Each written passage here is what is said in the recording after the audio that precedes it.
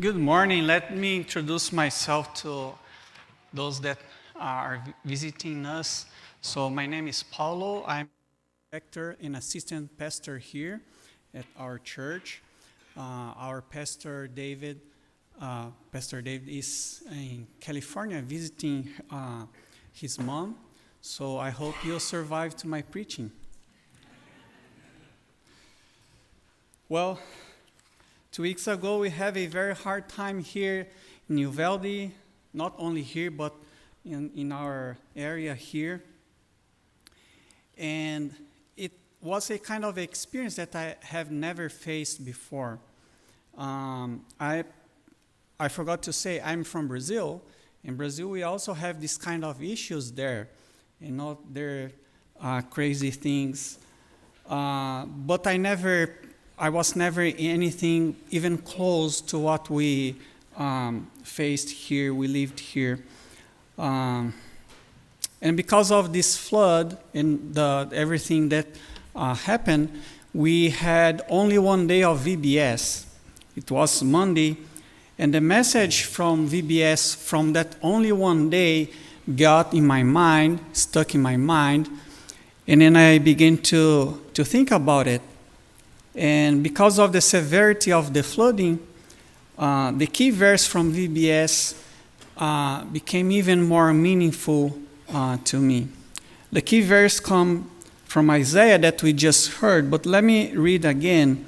Isaiah chapter 41, verses 10, which says, "So do not fear, for I am with you." Try to think about this being in the midst of that storm. Try to put yourself back and think about what I'm reading. "So do not fear, for I am with you. Do not be dismayed, for I am your God.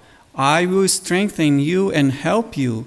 I will uphold you with my righteous right hand." It is hard to understand God's mind and his purposes, but I dare to say that he used Bethany and Diane's lives to choose a key verse that could not have been a more appropriate message for all of us at that time. I mean, all of us that were in that first day of VBS. If you were not there, maybe you heard from your family, from your kids, from someone, because we try to put emphasis in this key verse. So God knew about the flood before the flood. Just as he knew about our sorrow and agony, he placed a VBS theme on Bethany and Diane's hearts that became his message to us during the flood, during the storm and everything. Do not fear. I ask myself whether everyone, even if you were not here in VBS, but knowing the Bible, I wonder if you remembered that God commands to not be afraid because he will always be with us. I don't have an answer for why God did not prevent the flood here, but also I don't have any answer from last year's flood in Kerrville, or for those that at the Christian camp who perished when the floodwaters came. I also don't have an answer for the millions of people who died during the COVID-19 pandemic. And the list of things that I don't know and I can't understand about God's purposes goes on and on. You can probably name many questions of your own. Why has God allowed this or that situation? You may are thinking about something that happened to you. Whatever comes to your mind, you may list all those times when you have not answered. However, just because I don't know or understand something, it doesn't mean that I should stop trusting God. What about the things that I know about Him? But knowing something doesn't mean that you master it. For example, if you understand how piano works, how it should be played, it doesn't make you a professional pianist. You have to practice. You have to take lessons, and then you get knowledge, and then you have to go and practice. And if you don't practice, probably your next lesson, the instructor will be very mad with you. I remember times in my life when I asked God for things like, God, please help me to be patient with this situation. And instead of things getting better, it gets much worse. Come on, God, I ask you to help me, and things are getting worse.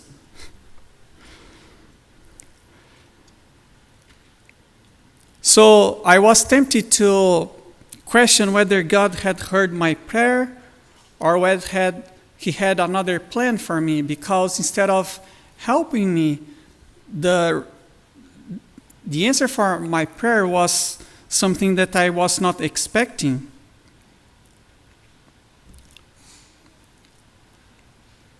It was a very, very hard time to understand that.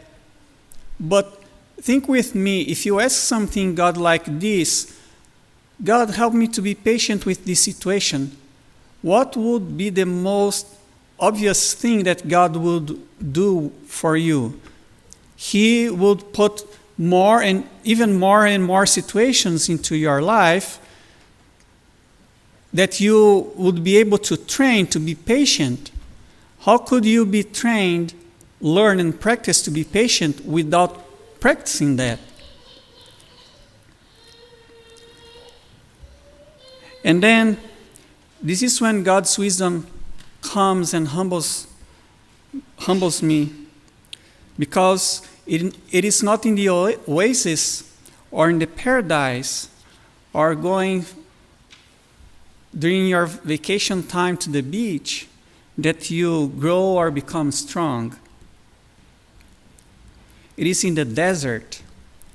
It's during the storm that we put into practice everything that we have learned and begin to master it. When come to the Bible, we see that even Jesus was not spared. After he was baptized, notice what the Bible says in Matthew chapter 3, verses 16 through chapter 4, verses 2. As soon as Jesus was baptized, he went up out of the water.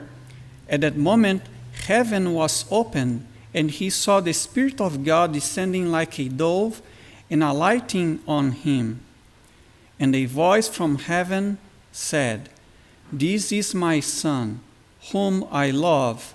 With him I am well pleased." Then Jesus was led by the Spirit into the wilderness to be tempted by the devil. After fasting 40 days and 40 nights, he was hungry. How was that possible? Jesus had just been baptized, and immediately he was led into the wilderness, where he stayed 40 days without eating. And then, after that, the devil came to tempt him. Who can fully comprehend this? Do you think Jesus needed that? I don't think so, because he is God. It's hard to understand God's purposes. Not sometimes, many times. So it is right to say that Jesus is our example. Many of things that happened to Jesus happened to him to be an example for us today. We look to him so that we may become more like him. Among other reasons, I believe God did not spare Jesus in order to give us a powerful example of what to expect in this life. and how to respond to unexpected situations like we just had here. But Jesus did not fail because he is perfect. And he knew how to respond to every attempt of the devil to make him fall. With every temptation, Jesus put into practice everything that he knew about God.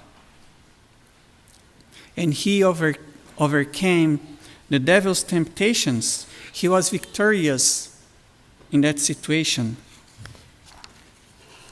And our temptation today is to question God or even become angry with him because he did not spare us from the flood and its devastating consequences. However, God did not spare even his own beloved Son. But I think God spared us from the flood, from all the problems with the storm, because we are here, right? So we have to be thankful that we are here. To overcome this temptation, we should remember all the times and ways that God has demonstrated his power and faithfulness through history. I'm also confident that each of you can remember times when God protected and helped you. Look back honestly over your life, and you will surely find moments when you can clearly see God's hands taking care of you. God is always with us, just as he was with Jesus and the Israelites. Remember this, God delivered the Israelites from Egypt. Then he opened the Red Sea and the Israelites crossed the Red Sea, going to the Promised Land. But before getting the Promised Land, there was a desert. And in that desert, there were trials, temptations, and dangers. So don't be angry with God or lose heart. He does not call us to do that. On the contrary, he calls us to trust him. Please, don't try to control everything. Instead, rest in the one who does. This event or any other difficult event in your life can become a time of growth. It can also become an opportunity to show God's love, goodness, and care to others. For example, how many non-believers or even believers who had drifted away from God may have their lives changed because of those people helping them? Who else can explain complete strangers coming and helping us here without never knowing about Uvalde or people from Uvalde? I can think of only one thing to explain that: God's love and God's care. God is showing how much he loves each one of us. Even through tragic events, he is still at work rescuing lives. And we have some volunteers here. You could be at your home now, watching TV or going to your church, but you left everything and came here to help us. And thank you. Thank you very much for that. We are very glad that you are here, that God put in your hearts this desire to come here and help these people that you never met before. Through this flood, God has once again shown his goodness to us. All the material things that people lost here can one day be replaced. But what about a lost soul?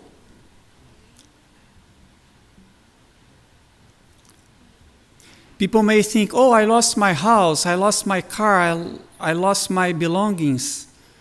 You can get again these things. But what about your soul? Maybe, I don't know. Again, I don't know. Maybe God allowed this flood to send people to talk about Him to you and bring you to Him because He loves you and He doesn't want to lose you. Please thank God for every opportunity He gives you to grow in your trust in Him, to put His commandments and teachings into practice, and to help others come into His presence, so that no more souls would be eternally lost. And finally, keep Jesus' words in your hearts. And these words come from John chapter 16, verses 33. And Jesus says, I have told you these things, so that in me you may have peace. In this world you will have trouble, but take heart, I have overcome the world. And now I'd like to invite you to pray with me this responsive prayer. So I read first, and then you please read with me the yellow one. God of mercy, when our hearts are heavy and the way ahead feels uncertain, we place our hope in you. When fear speaks louder than faith and trust does not come easily, we place our trust in you. You have been faithful in generations past, and you are present with us even now. Your love does not fail, and your promises do not fade. Teach us to wait with courage, to listen with patience, and to rest in your care. We trust you in the waiting and hope in what we cannot yet see. Hold us fast, O God, when we are tempted to give up. Renew our hope, strengthen our trust, lead us in your steadfast love. Amen.